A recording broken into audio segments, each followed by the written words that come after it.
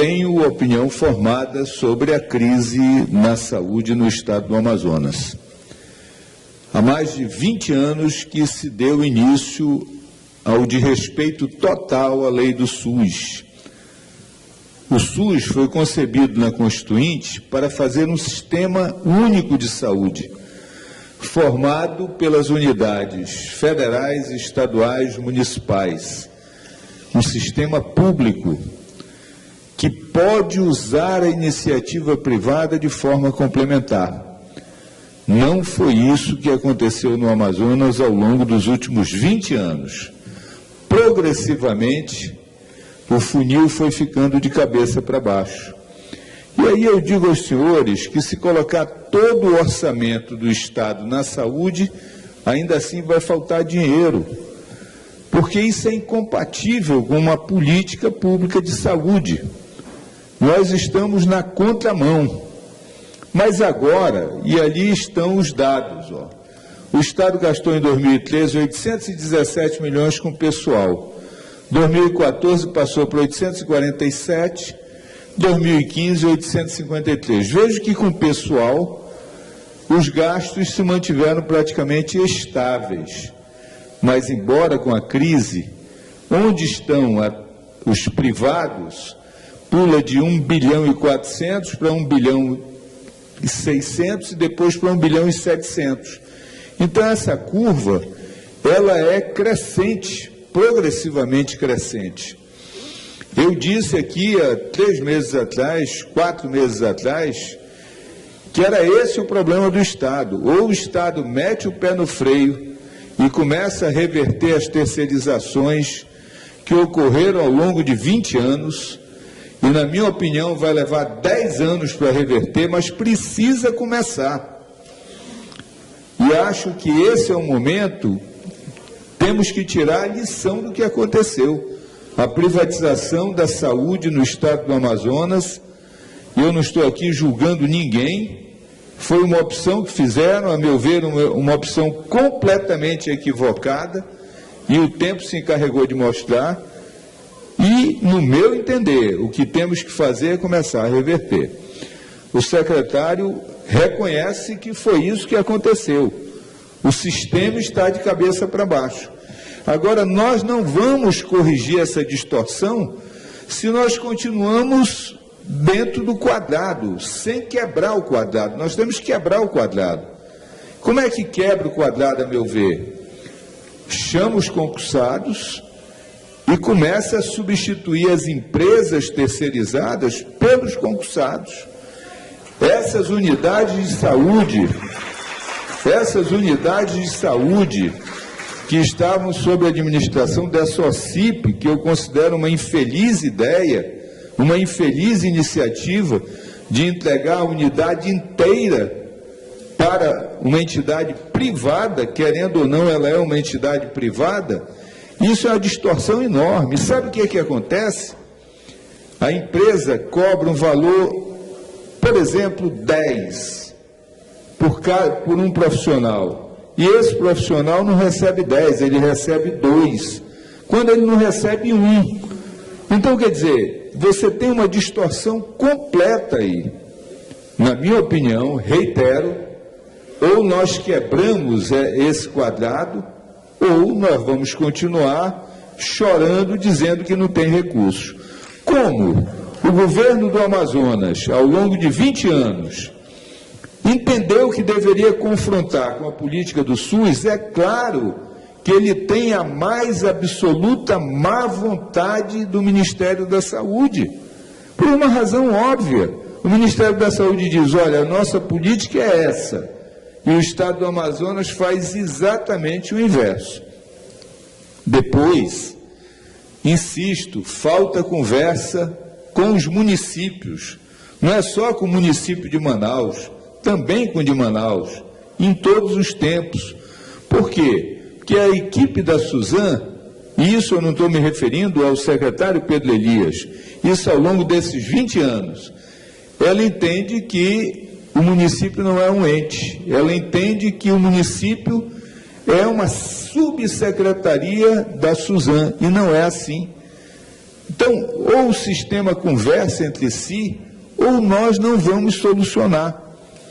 E eu, senhor presidente, ilustres deputados e ilustre deputado, até por uma questão de não me tornar repetitivo, digo que a minha contribuição é insistir no meu discurso, que é o mesmo há muito tempo.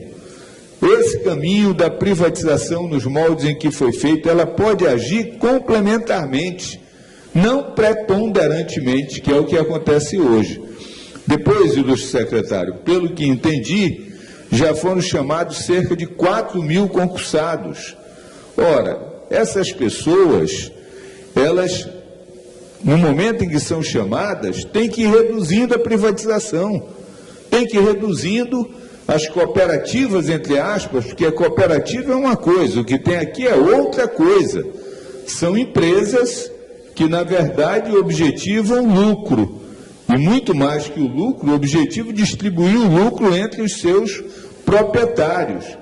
E isso deu no que deu, uma situação absolutamente distorcida, cruel, que joga os trabalhadores nessa situação. Isso jamais ocorreria se fosse administração direta. Portanto, eu entendo que para grandes problemas, grandes soluções. E a grande solução começa agora, se e quando o governo tiver a disposição de começar a tentar virar o funil para ele ficar na posição correta, ou seja, a parte mais fina para baixo e a parte mais larga para cima. Hoje está ao contrário, a parte mais fina está para cima e a parte mais larga está para baixo. Isso, obviamente, não dá certo. E reitero, isso não vai resolver em um ano. Concordo com o secretário, mas se não começar agora, não reverte nunca. Eu acho que esse é o momento propício a meter o pé no freio e mudar o rumo. Era essa a minha contribuição ao debate. Muito obrigado. Enfim, a título de informação sobre o questionamento que Vossa Excelência fez dos concursados, só para que todos tenham conhecimento, eu não estava lá na elaboração desse concurso de 2014, não participei dele, mas enfim, esse concurso não foi planejado, pelo que me consta, para substituir os terceirizados. Ele foi feito para complementar um quadro da Secretaria de Saúde que já estaria defasado. Teria sido de 22 mil funcionários no total à época, caiu para 17 mil. Entretanto, algumas situações pontuais podem ser resolvidas, até porque ele não é um concurso que tenha só profissionais da área de saúde, na atividade fim. Não tem só enfermeiro, não tem só técnico, não tem só médico, não tem só psicólogo. Ele tem uma gama de outros profissionais, como vigilante, como motorista, como outro, dentre outros, entendeu? Mas acho que algumas situações realmente podem ser resolvidas, e esse é o nosso grande esforço nesse momento. Nós já conseguimos, por exemplo, no 28 de agosto, convocando 280 técnicos de enfermagem, já substituir uma empresa que ali atuava com esses técnicos. Obviamente que a gente tem que avaliar, como eu disse, como ele não foi feito para substituir a rede de urgência e emergência, a carga horária precisa ser vista. São profissionais com 20 ou 40 horas. E essas pessoas, esses profissionais, hoje trabalham em regime de plantão. Como eu lhe falei, esse modelo meio distorcido, é a minha opinião pessoal, até porque eu participei dele, o Estado contrata plantões, não contrata nem profissional. Acho que o senhor está conseguindo entender. Contratar a empresa tal para suprir uma necessidade de 1.200 plantões mês na unidade de saúde tal. Aí a empresa se encarrega de mandar o profissional. Mas concordo, se não começar nunca esse estudo, a gente não vai, até porque a tendência é crescer. A população está aumentando, obviamente. A demanda está aumentando. Pacientes que precisam de atendimento, sobretudo na rede de urgência e emergência, na alta complexidade, até porque a população está envelhecendo bastante e acentuadamente, vai precisar também disso. É só a título de esclarecimento. Ok, e eu peço permissão para rapidamente, menos de um minuto, também complementar. Dizer que sendo esse, e é esse, eu não, de forma alguma, coloco em dúvida as suas palavras, ilustre secretário, urge que o Estado tome a iniciativa de fazer um concurso nessa direção, porque ou é isso ou não tem solução. E o Estado, e isso daí não é uma crítica a Vossa Excelência, é uma crítica a um sistema que vem ao longo do tempo. Eu me lembro que em 2005 a Prefeitura fez um concurso e o Estado fez um concurso. A Prefeitura chamou e o Estado não chamou. Então, isso não pode acontecer. Feito o concurso, tem que chamar. Até porque isso gera um descrédito para o serviço público de modo geral, e isso é muito ruim. Muito obrigado.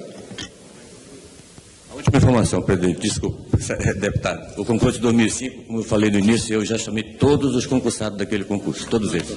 11 anos depois. 11 anos Convenhamos depois. Que é muito tempo. É verdade. Obrigado. Vamos prosseguir. O próximo orador,